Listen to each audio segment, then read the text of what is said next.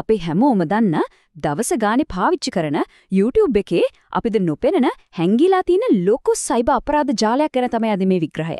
කවුරුත් දන්න තැනක හැබැයි කාටත් හොරෙන් ක්‍රියාත්මක වෙන තර්ජනයක්.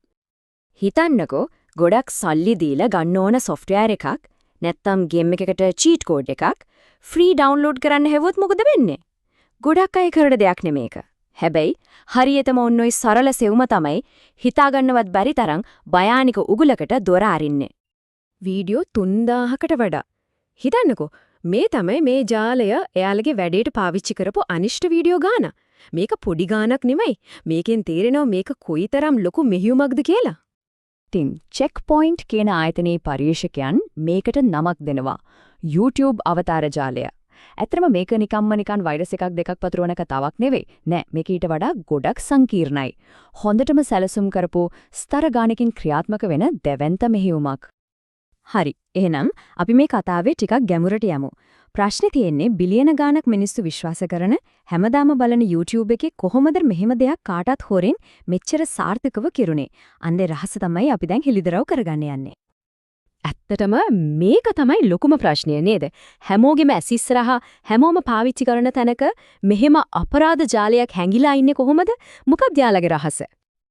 උත්තරේ තියෙන්නේ එයාලගේ ක්‍රමවේදයේ ඇතුළෙමයි. මේක නිකන් එක ගිනුමකින් වීඩියෝ දාන සරල දෙයක් නෙමෙයි. නෑ මේක හරිම සූක්ෂම විදිහට කොටස් 3කට බෙදපු විශේෂිත වැඩ කොටස් කරන පද්ධතියක්. හරි අපි එනම් දැන් බලමු මේ ස්තර 3 මෙහෙයුම කොහොමද වැඩ කරන්නේ කියලා. මේ එක එක කොටසට තියෙන්නේ සම්පූර්ණයෙන්ම වෙනස් වැඩක්. හොඳයි බලන්න. පළවෙනි පියවර ආකර්ෂණය. මේකට යාලා පාවිච්චි කරනවා වීඩියෝ ගිනුම්. මේ ගිනුම් වලින් තමයි අර crack software download කරන හැකි පෙන්වන වීඩියෝ දාන්නේ. link එක දානවා description එකේ. හරි. දැන් දෙවෙනි පියවර මුරපදය. මේකට යාලා ළඟ තියෙනවා වෙනම post ගිනුම් ජාලයක්. මේ ගිනුම් වලින් අර download කරන ෆයිල් එකේ password එක වීඩියෝ එකේ නෙවෙයි community tab එකේ දානවා. මේකෙන් පොඩි අත්ගතියක්ම වනවා. හැබැයි භයානකම සහ සූක්ෂමම කොටස තමයි තුන්වෙනි පියවර විශ්වාසය. මේකට යොදාගන්නේ අන්තර්ක්‍රියා ගිනුම්. මේ ගිනුම් වලින් අර වීඩියෝ එකට බොරු කමෙන්ට්ස් දානවා. මේක වැඩ thank you වගේ likes දානවා. එතකොට බලන කෙනාට හිතෙනවා මේක ඇත්තටම හරියන දෙයක් කියලා.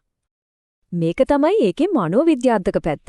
හිතන්නකෝ කවුරු හරි වීඩියෝ එකක් බලලා කමෙන්ට්ස් කියවනකොට නියමයි මේක වැඩ කළා වගේ කමෙන්ට්ස් 100 ගාණක් දැක්කම ඒක ඇත්තක් කියලා විශ්වාස කරනවනේ.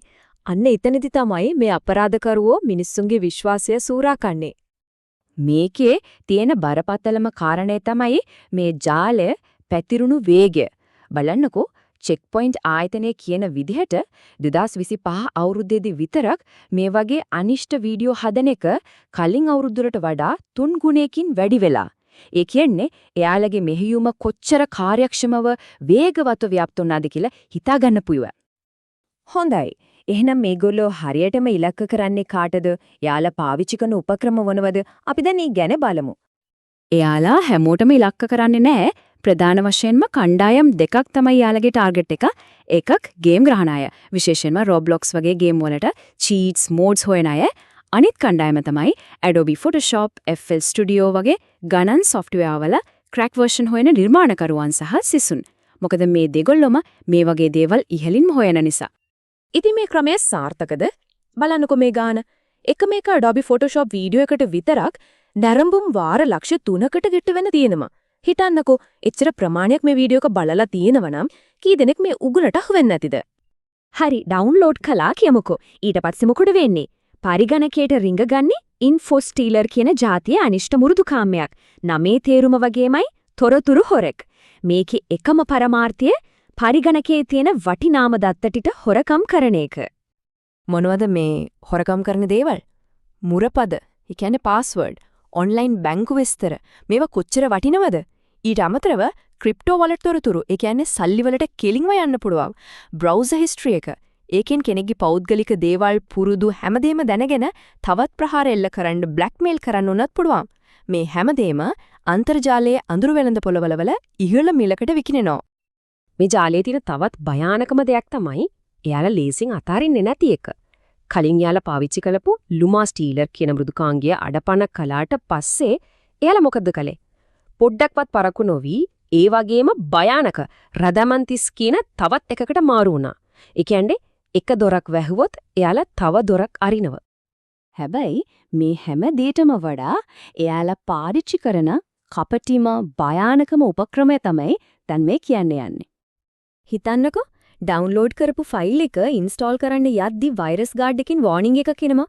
එතකොට යාළගේ වීඩියෝ එකේ උපදෙස් මොකක්ද? බය වෙන්න එපා. ඔයාගේ ප්‍රතිවෛරස් මෘදුකාංගය తాවකාලිකව අක්‍රිය කරන්න.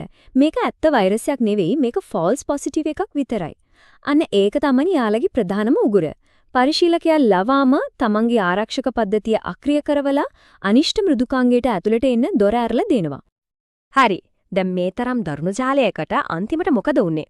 ඒ වගේම මේ වගේ තර්ජන වලින් බේරලා ඉන්න අපිට කරන්න පුළුවන් මොනවද? අපි දැන් ඒ ගැන කතා කරමු. චෙක් පොයින්ට් ආයතනයේ මේ ඔක්කොම හොයාගෙන Google එකට දැනුම් දුන්නාට පස්සේ ලොකු දෙයක් සිද්ධ වුණා.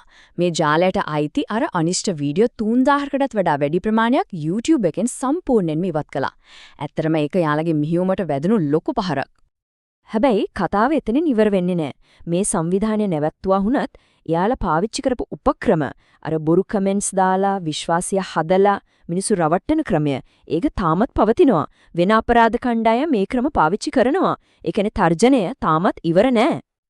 ඉතින් මේ වගේ දෙයකින් ආරක්ෂා වෙන්න නම් මතක තියාගන්න ඕන නීති ටිකක් තියෙනවා. පළවෙනි එක කවදාවත් නිල නොවන තැන්වලින් ක්‍රැක් සොෆ්ට්වෙයාර් ඩවුන්ලෝඩ් කරන්න එපා. ඒක කොච්චර ආකර්ෂණීය වුණත් එපා. දෙක YouTube description එකක හරි comment එකක හරි තියෙන download link එකක් ගැන දෙපාරක් හිතන්න. හැම විටම සැකයෙන් බලන්න. තුන්වෙනි සහ වැදගත්ම දේ මොනම හේතුවකටවත් download කරපු file එකක් install කරන්න කියලා තමන්ගේ virus guard එක off කරන්න එපා. කවදාවත්. ඉතින් අවසාන වශයෙන් හිතන්න දෙයක් ඉතුරු කරනවා. යම්කිසි දෙයක් නොමිලේ දෙනවා කියලා ඒක ගන්න තමන්ගේ ආරක්ෂාවම අයින් කරන්න කියලා ඉල්ලනවා නම් ඒ දේ ඇත්තටම නොමිලේ ලැබෙන දෙයක්ද? නැත්නම් ඒකට ගෙවන්න වෙන සැබෑ මිල හිතාගන්නවත් බැරි තරම් විශාල එකක්ද?